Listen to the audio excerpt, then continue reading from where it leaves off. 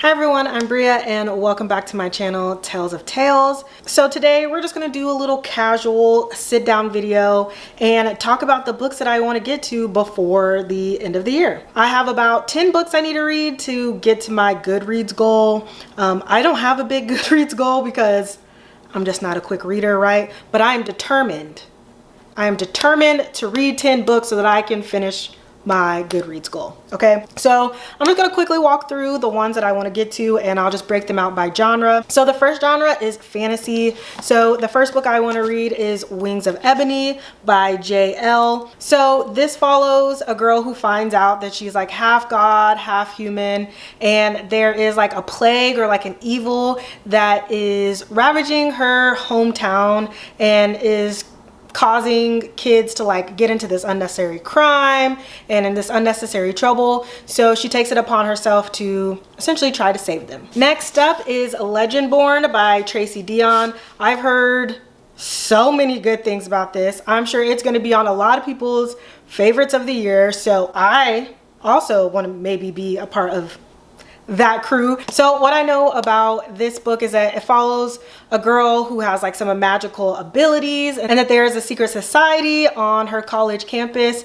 that helps hunt monsters down, and that right there just sounds phenomenal. I just finished Ninth House and it's giving me like those type of vibes but black, you know what I mean? So very excited to get into this one. Next, we are going to go into contemporary and romances. So up next is The Final Revival of Opal and Nev by Donnie Walton. This has always been compared to Daisy Jones and the Six, and while I just felt kind of okay about Daisy Jones and the Six, I did like the idea of following band and their like journey to stardom and, you know, fame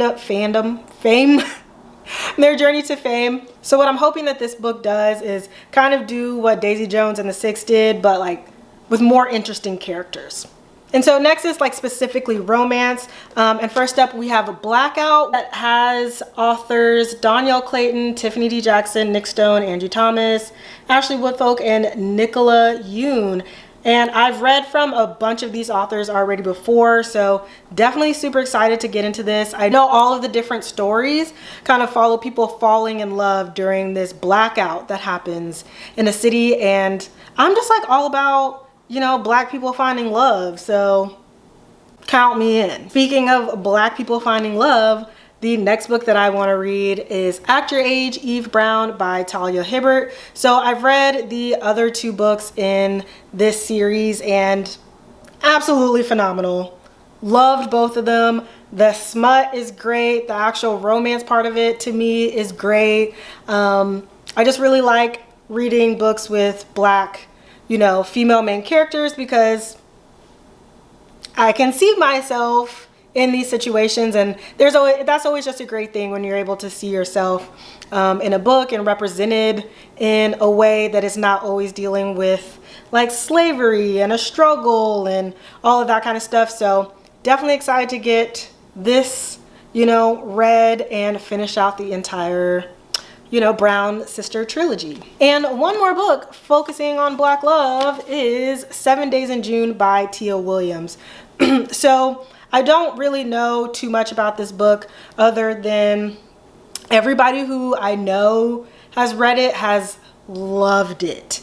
And it's people that I definitely trust when it comes to romance, when it comes to just like books in general. Like I take certain people's opinions very seriously and I hold them in high regard, and everybody who's read this has had nothing but good things to say.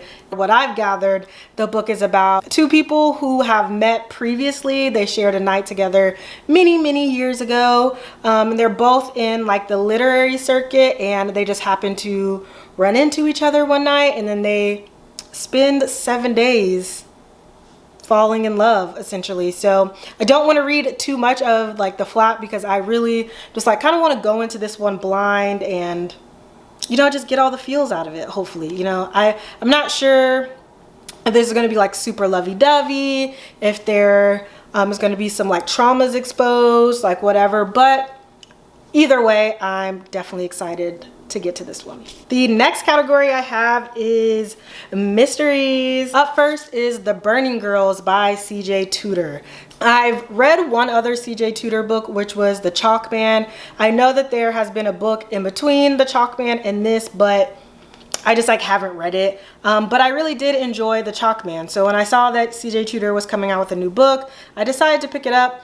I know that this follows like a young girl and her father who are brought to this small town because there are some like weird vibes going on in the church. I'm not sure if it's like a demon type thing, like an exorcist type of thing needs to happen, but they show up to essentially help take over the church after some like a mysterious murder happened with some other young girls. I'm not sure how I'm gonna feel about this one because I've mentioned it a couple of times now that ghosty stuff, paranormal stuff, it really like freaks me out. I actually haven't heard a lot of people talk about this one.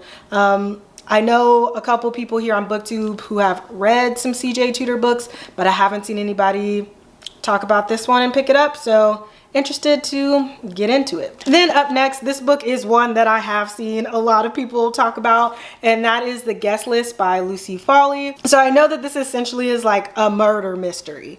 And after watching Mayor of Easttown, I really have like the inkling to like pick up something that's murder mystery-esque, you know, where it's like a set group of people who could be the culprit, and you know, you have to figure out who did it. And from my knowledge of the book, this is that. And so in this book, we have a group of characters who go to an island for a wedding. The synopsis tell us that someone isn't about to leave this island alive. You know, everybody has secrets. So I want to know who's dying and who's doing the killing. This isn't a very long book, and so hopefully it's something that I'll be able to speed through and get to before the end of the year. And so in this thriller mystery genre, I'm going to transition into horror, and that is Night of the Mannequins by Stephen Graham Jones. So I have another book by Stephen Graham Jones. I think it's called The Only Good Indians, and I haven't read it yet, but I really want to get to it. So I want to get to this one pretty soon. One, because it's short and it can help me get to my goal a little faster. And also because I kind of just want to get all of my spooky reads out of the way before, you know, we get into the new year. So essentially the Night of the Mannequins is when a prank goes wrong. Some kids want to move a mannequin somewhere. But the creepy part comes in when the mannequin becomes alive and starts killing people. So, you know, why not be freaked out right before the Christmas season? You know, because that's what everybody wants, right? Real Grinch vibes. And hopefully after reading this, I'll get a sense of Stephen Graham Jones' writing, and it'll entice me to pick up The Only Good Indians, because I've also heard very good things about that book as well. And last up, we have a sci-fi book. You know, I just couldn't leave out sci-fi. I had to have one in there. And so that is Exhalation by Ted Chiang. So I actually found this book from a YouTuber, and I'll link her channel down below. She specifically focuses on sci-fi, and I believe she did a video where she talked about books to read if you like Black Mirror, and that's when I picked this up. I believe that's how I picked it up. If not, I don't know how I picked this up, but it sounds really interesting. It's just a lot of short stories around sci-fi and questioning humanity and things that, you know, happen every day. And one thing I love about sci-fi is that it always takes today's reality and kind of flips it on its head, right? Like, it's things that aren't ever too far away out of the realm of possibility, but you know, could scare you a little bit because it's so close to reality. And in the back of the book, it says that these stories might change the way you think and feel about the world. And I know this author has like some other works too, so I'm hoping that if I like this, that I will have another author that maybe will become an auto-buy, or maybe I just look into a little bit further.